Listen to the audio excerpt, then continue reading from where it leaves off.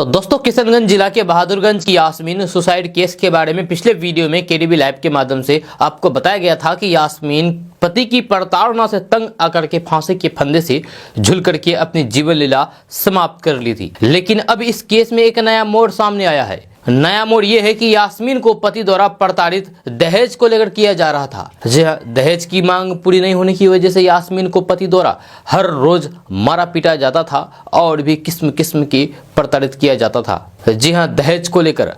अब आप बताइए कि इन भिखारी दहेज लोभी के लिए आप कौन सी सजा की मांग करते हैं? नीचे कमेंट बॉक्स में कमेंट करके जरूर बताइए।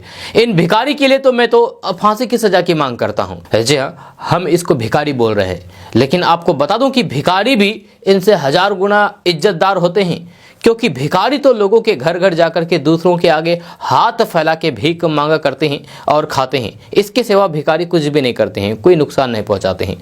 लेकिन वहीं पर ये दहेज लोभी भिखारी की अगर बात किया जाए तो फिर ये वे भिखारी होते हैं जो अपनों से भीख मांगते हैं, साथ ही भीख नहीं देने पर उनको जान से मार देते हैं, या फिर इतना ज्यादा मारा पीटा जाता है वे मजबूरन मौत को गले लगा लेते हैं। ये लोग इतने निर्जल होते हैं कि दूसरों के आगे हाथ फैलाने से नहीं कतरते हैं। ये लोग इतने बेशर्म होते हैं कि पत्नी को मारने पीटने से गुरेज नहीं करते हैं। इन लोगों के अंदर इतना दम नहीं होता है कि अपने से कमाई करके कुछ खरीद सके। ये लोग वे भिखारी होते हैं जो दूसरों के टुकड़े पर पलने वाले होते हैं। अपने कमाई से तो कुछ कर नहीं सकता, बस कमजोर औरतों पर जुल्म करते हैं। लेकिन ये वे लोग भूल जाते हैं कि जुल्म की दास्तां ज्यादा दिन तक नहीं चलने वाली है। आखिर में उनका अंत होता है, और अंत इतना भयानक होता है कि इन भिखारियों के पैरों तले जमीन खिसक जाती है और इनको पता भी नहीं चलता है। दोस्तों, आपको बता दें कि इलाके में जितने भी दहेज लोभी हैं, ये सब किसी गिरे हुए नाली के कीड़े से कम नहीं होते हैं, क्योंकि दहेज की मांग करने वालों को हम एक नाली के कीड़े से भी बदतर समझते हैं। इन नाली के कीड़ों को जुर्म करते वक्त इतना तो सोचना चाहिए कि आखिर ये कब तक चलेगा। या किसको मारा पीटा जाता है, वो भी तो आखिर किसी की बेटी है, किसी की बहन है, उनको भी तो दर्द होता है। दोस्तों, दहेज हमारे क्षेत्र में इस कदर हावी हो चुके हैं कि इसके बिना ज्यादातर शादी होती ही नहीं है। यह दहेज हमारे इलाके में कंपलसरी हो गया है। ऐसा लगता है कि दहेज के बिना शादी ही नहीं होगी। बेटी का बाप दहेज की मांग पूरा करते करते कर्ज के तले डूब जाता है, या फिर पुश्तैनी जमीन को बेचने पर मजबूर हो जाता है। दोस्तों, इन दहेज लोभियों के खिलाफ आवाज उठानी बहुत जरूरी है। अगर आज हम इन दहेज दानव के खिलाफ आवाज नहीं उठाते हैं, जागे नहीं, तो फिर कल हमारी बेटी की बारी हो सकती है, हमारी बहन की बारी हो सकती है। जब ऐसी मुसीबत अपनों पर आती है तब इनका एहसास होता है, लेकिन तब तक बहुत देर हो चुकी होती है। इसीलिए दोस्तों, हम सबको इन दहेजी कीड़ों के खिलाफ आवाज उठाना होगा। इन कीड़ों को समाज से बहिष्कृत करना होगा। यह लोग किसी मर्डरिस्ट से कम नहीं होते हैं, क्योंकि मर्डरिस्ट का काम लोगों को जान से मारने का होता है, और सेम काम इन दहेज कीड़ों के द्वारा किया जाता है। यह लोग ज्यादातर तो डायरेक्ट नहीं मारते हैं, लेकिन तरपा तरपा करके मारते हैं। और आज हमारे इलाके की एक बेटी यास्मीन इसकी शिकार हुई है। जी हाँ, किशनगंज के बहादुरगंज में अपने पति की प्रताड़ना से तंग आकर के यास्मीन ने फांसी के फंदे से लटक करके आत्महत्या कर ली। यास्मीन ने आत्महत्या से पहले खुद ही वीडियो बना करके अपना दर्द जाहिर किया और परिवार वालों को व्हाट्सएप कर दिया।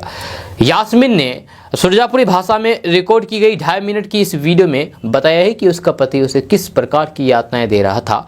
यास्मीन ने अपनी मां अलमास खातून के नाम से इस वीडियो को खुद बनाया और भेज दिया। बताया जाता है कि 8 साल पहले किशनगंज के समेसर पंचायत की रहने वाली यास्मीन की शादी हुई थी, जहां किशनगंज जिले के दगलबैंक प्रखंड के कच्चू नाला निवासी अशफाक आलम के साथ हुई थी। जी हां, अशफाक पेशे से बिल्डिंग कंस्ट्रक्शन के ठेकेदार थे और उत्तराखंड में ठेकेदारी का काम करते थे। यास्मीन के परिवार वालों ने बताया है कि शादी के बाद से ही उसके पति दहेज का मांग किया करता था, नहीं देने पर प्रताड़ित किया करता था। इसे लेकर के गांव में पंचायत भी हुई थी। यास्मीन अपने पति और 3 छोटे छोटे बच्चों के साथ उत्तराखंड के कोटद्वार में रहती थी, लेकिन पति के द्वारा प्रताड़ना बढ़ने लगी, जिससे तंग आकर के 25 सितंबर को यास्मीन ने उत्तराखंड में स्थित अपने घर पर आप बीती मोबाइल में रिकॉर्ड की और परिजनों को वीडियो मैसेज के बाद यास्मीन ने आत्महत्या कर ली। वहीं जब मंगलवार को हैवान पति अशफाक आलम अपनी पति का शव लेकर के ससुराल पहुंचा तो ग्रामीण उग्र हो गए। अशफाक शव रख करके मौके से फरार हो गया, जिसकी गिरफ्तारी की मांग को लेकर के ग्रामीणों ने शव को सड़क पर रख करके उग्र आंदोलन किया। वहीं मौके पर पहुंचे किशनगंज पुलिस ने ग्रामीणों को समझा बुझा करके मामला शांत करवाया। आपको बता दें कि मरने से पहले यास्मीन रोते हुए वीडियो बनाई थी और कही थी कि माँ तुम ठीक हो ना, मैं बहुत ही अच्छी हूँ, जब तुम अच्छे से रहना, मेरी टेंशन मत लेना। मैं तुम्हें पहले ही बता दिया था कि मेरा रिश्ता उस घर में मत करना, लेकिन तुम कह रही थी कि यहाँ शादी नहीं करेगी तो वहाँ कहाँ करेगी। उसकी सज़ा आज मुझे मिल रही है।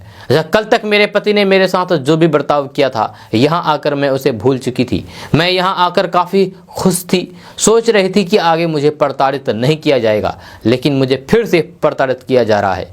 मेरे साथ मारपीट की, मेरा मोबाइल फेंक दिया, मोबाइल गिर करके टूट गया तो फिर गुस्से में आकर के मारना पीटने लगा और मुझे भद्दी भद्दी गालियाँ देने लगी, जो मुझे अब बर्दाश्त नहीं हो रहा है। साथ ही यास्मीन वीडियो में रोती हुई कह रही है कि 7-8 वर्षों से मैं अपने ऊपर हुए अत्याचार को छिपा करके रखी थी, लेकिन अब और बर्दाश्त नहीं हो रहा है। आज मैं मर जाऊंगी, जहाँ फांसी के फंदे से झूल करके मर जाऊंगी और जिंदा नहीं रहूंगी। मेरे मरने के बाद उसके साथ रिश्ता मत रखना। मेरा जो भी फोटो उसके साथ है उसे फाड़ करके अलग कर देना। मेरे जेवरात को मेरे बच्चों में बांट देना। ये सब वीडियो संदेश था यास्मीन का। तो दोस्तों मैं हूं फिरदौस गनी। आपको इसके बारे में क्या कहना है नीचे कमेंट बॉक्स में कमेंट करके हमको जरूर बताइए, और इस वीडियो को उन दहेज दानव तक जरूर पहुंचाइए जो अपने पत्नी के साथ दहेज के लिए मारपीट करते हैं। जी हो सकता है कि इस वीडियो को देखने के बाद वे सुधर जाए और आगे से ऐसा ना करे। इसलिए आपका एक शेयर किसी की जान बचा सकती है, तो आप इसको बिल्कुल शेयर कीजिए, जम करके शेयर कीजिए और लोगों तक पहुंचाइए। तो मिलते हैं फिर नेक्स्ट वीडियो के साथ, तब तक के लिए जय हिंद, जय भारत।